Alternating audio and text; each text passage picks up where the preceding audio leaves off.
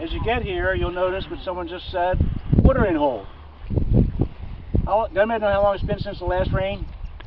Yesterday.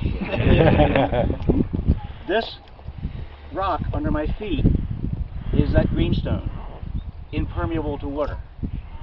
And that puddle will only empty through evaporation or something drinking it. It doesn't seep down in.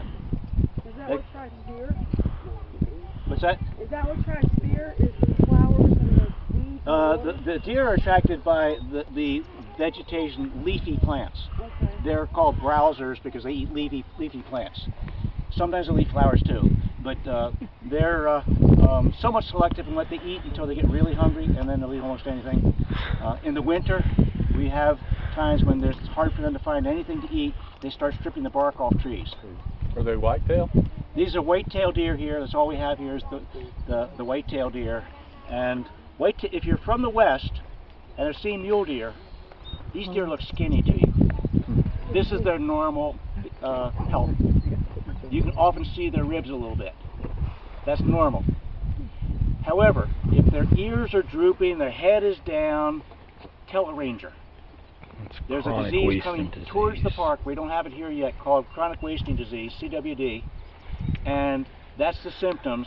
Once the deer is showing those symptoms, it's too late to save that deer. There's prions in his brain that are killing his ability to think. So he loses his appetite, he basically starves to death, and other behavior is different. It's related to mad cow disease, but it's not mad cow disease. It doesn't hurt people, it doesn't hurt cattle. It only affects deer. Deer, moose, elk. That's the families that it affects. Where is it coming from? Spottedly, somewhere in the Midwest, I believe, is where it was first noticed, and working its way east. And they don't know a cure? No, we don't have a cure yet. Would it affect the venison? It will, in theory, it will not affect the venison, but most hunters will say if you got a choice between a deer that's showing the symptoms and a deer that doesn't, you're not going to shoot it to begin with. Yeah, because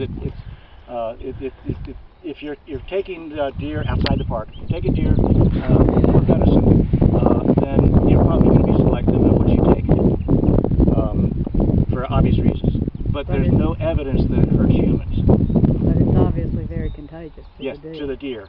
And if you see deer around here, which you probably have, with ear tags or collars with a big number on them, that's our study of the movements of deer, so we know where they've been, who they've been in contact with, what other deer, and that way we can have a little more information about the spread of CWD.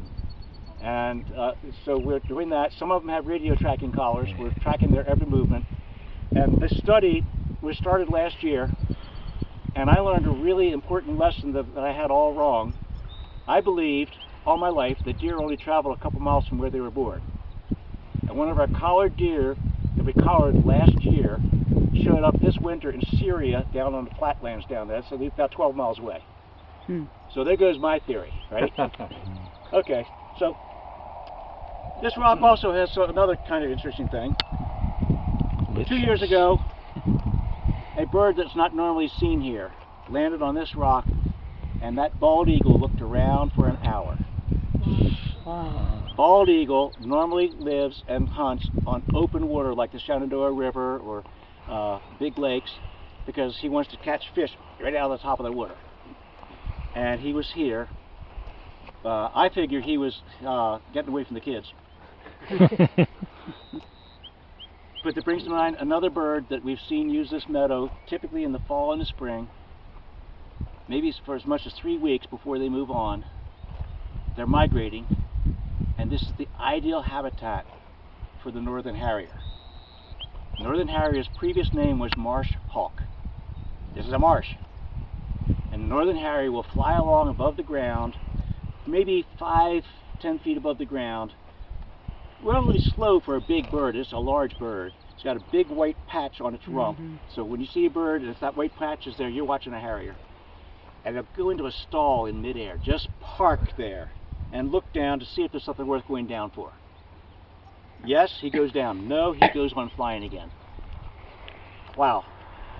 There's a military jet called the Harrier. named after that bird. It has the ability to take off vertically, sit midair, and then take off at 400 miles an hour. So that's where it got its name, was the northern harrier.